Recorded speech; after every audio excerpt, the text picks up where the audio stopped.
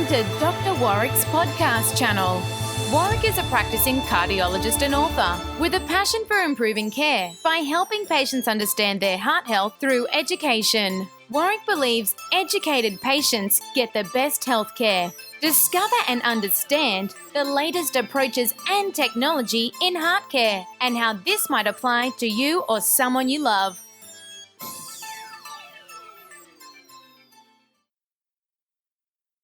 Hi, my name's Doctor Warrick Bishop and I'd like to welcome you to my podcast station and to the Healthy Heart Network. Today I'd like to chat a little bit about how we might be able to prevent heart failure on a clinic basis, in a long-term basis, and what you might be able to do with your local doctor.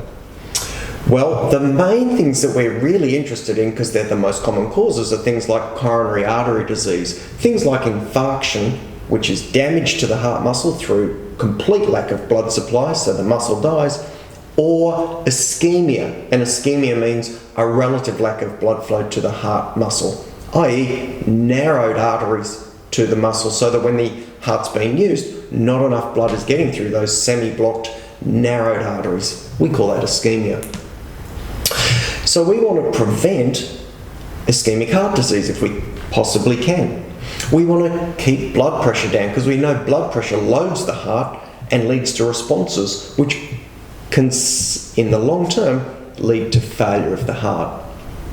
We know that the valves are important, so it's really useful for when your doctor checks your blood pressure on a regular basis, there is a quick listen to your heart as well. It makes perfect sense, and if there is a valve problem there, he or she will pick that up without too much trouble at all.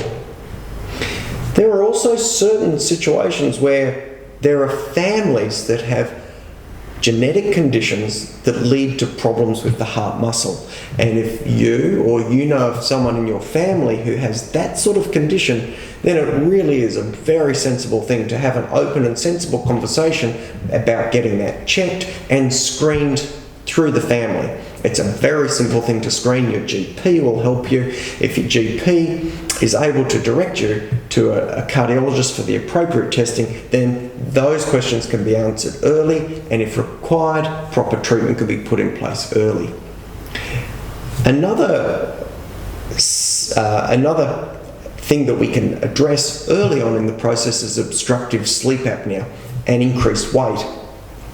This constellation of increased weight, poor sleep, raised blood pressure is really bad for your heart. So anything we can do to keep the weight down, to avoid obstructive sleep apnea, to look after the heart while you're asleep at night is a really good thing.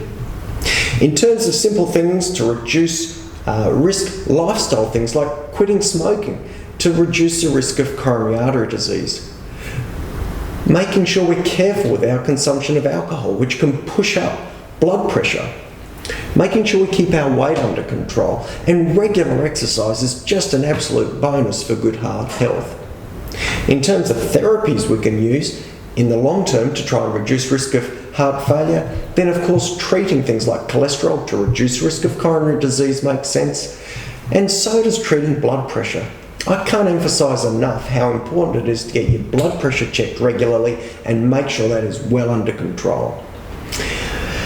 So these are some simple manoeuvres to try and prevent development of heart failure. One of the really interesting things that's come to light in recent time is specifically around diabetics, and this is a little bit of a side digression, but it is interesting. There are a group of medications called sodium glucose transport blockers which act in the kidney and actually allow diabetics to lose sugar through their kidneys. Now, amazingly, these medications have started to show benefit in the reduction of development of heart failure in that group of patients. So I'm going to wrap it up there. What we want to do in terms of preventing heart failure is actually look after you as best as we possibly can way before the problems arise. So look after yourself, don't smoke, exercise, not too much alcohol.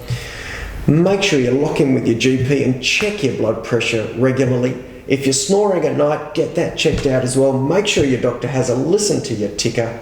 And if there is problems in the family, please get them checked out. I hope that makes a bit of sense to you. As always, if you have any queries or questions, let us know. If you've got any suggestions for future podcasts, we'd love to hear it. And of course, until next time, I wish you the very best health.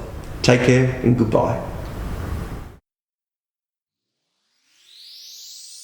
You have been listening to another podcast from Dr. Warrick. Visit his website at drwarrickbishop.com for the latest news on heart disease. If you love this podcast, feel free to leave us a review.